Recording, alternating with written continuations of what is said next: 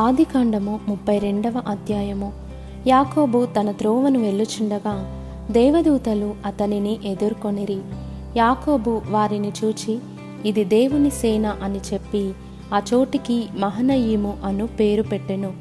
యాకోబు ఎదోము దేశమున అనగా షేయీరు దేశముననున్న తన సహోదరుడైన ఏశావునొద్దకు దూతలను తనకు ముందుగా పంపి, మీరు నా ప్రభువైన ఏశావుతో, ఇంతవరకు నేను లాబానునొద్ద నివసించి ఉంటిని. నాకు పశువులు, గాడిదలు, మందలు, దాసదాసీ జనమును కలరు. నీ కటాక్షము నా యందు కలుగునట్లుగా నా ప్రభువునకిది తెలియజేయనంపితినని నీ సేవకుడైన యాకోబు అనెనని చెప్పుడని వారికి ఆజ్ఞాపించెను. ఆ దూతలు యాకోబునొద్దకు తిరిగి వచ్చి, మేము నీ సహోదరుడైన ఏశావునొద్దకు వెళ్ళితిమి. అతడు 400 మందితో నిన్ను ఎదుర్కొన వచ్చుచున్నాడని చెప్పగా, యాకోబు మిక్కిలి భయపడి తొందరపడి ఏశావు ఒక గుంపు మీదికి వచ్చి దాని హతము చేసిన ఎడల మిగిలిన గుంపు తప్పించుకొని పోవుననుకొని తనతోనున్న జనులను, మందలను, పశువులను, ఒంటెలను 2 గుంపులుగా విభాగించెను. అప్పుడు యాకోబు, నా తండ్రి అయిన అబ్రహాము దేవా, నా తండ్రి అయిన ఇస్సాకు దేవా, నీ దేశమునకు నీ బంధువుల యొద్దకు తిరిగి వెళ్ళుము. నీకు మేలు చేసేదనని నాతో చెప్పిన యెహోవా, నీవు నీ సేవకునికి చేసిన సమస్తమైన ఉపకారములకును సమస్త సత్యమునకును అపాత్రుడను. ఎట్లనగా నా చేతికర్రతో మాత్రమే ఈ యోర్దాను దాటి తిని, ఇప్పుడు నేను 2 గుంపులైతిని. నా సహోదరుడైన ఏశావు చేతి నుండి దయచేసి నన్ను తప్పించుము. అతడు వచ్చి పిల్లలతో తల్లిని నన్ను చంపునేమో అని అతనికి భయపడుచున్నాను.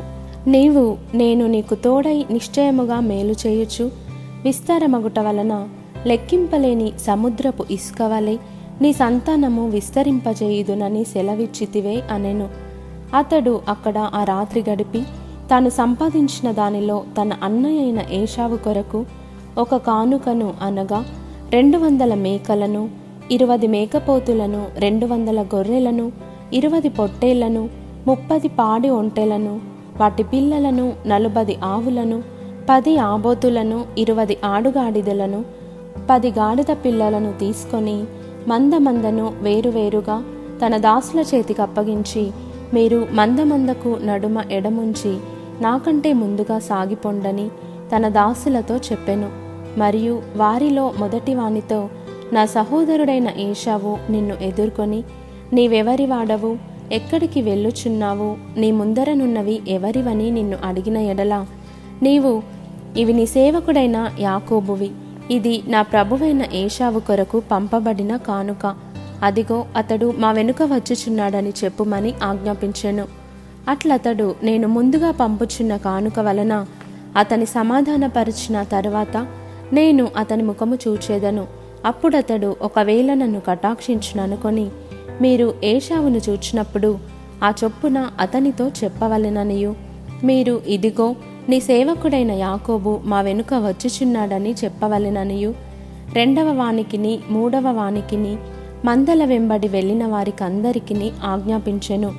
అతడు కానుకను తనకు ముందుగా పంపించి తాను గుంపులో ఆ రాత్రి నిలిచెను. ఆ రాత్రి అతడు లేచి తన 2 భార్యలను, తన 2 దాసీలను, తన 11 మంది పిల్లలను తీసుకొని యబ్బోకు రేవు దాటిపోయెను. యాకోబు వారిని తీసుకొని ఆ ఏరు దాటించి తనకు కలిగినదంతయు పంపివేసెను. యాకోబు ఒక్కడు మిగిలిపోయెను. ఒక నరుడు తెల్లవారు వరకు అతనితో పెనుగులాడెను. తాను అతని గెలువకుండుట చూచి తొడగూటి మీద అతనిని కొట్టెను. అప్పుడతడు, ఆయనతో పెనుగులాడుట వలన యాకోబు తొడ గూడు వసిలెను. ఆయన తెల్లవారుచున్నది గనుక నన్ను పోనిమ్మనగా అతడు, నీవు నన్ను ఆశీర్వదించితేనే గాని నిన్ను పోనీయననెను. ఆయన, నీ పేరేమని అడుగగా అతడు యాకోబు అని చెప్పెను.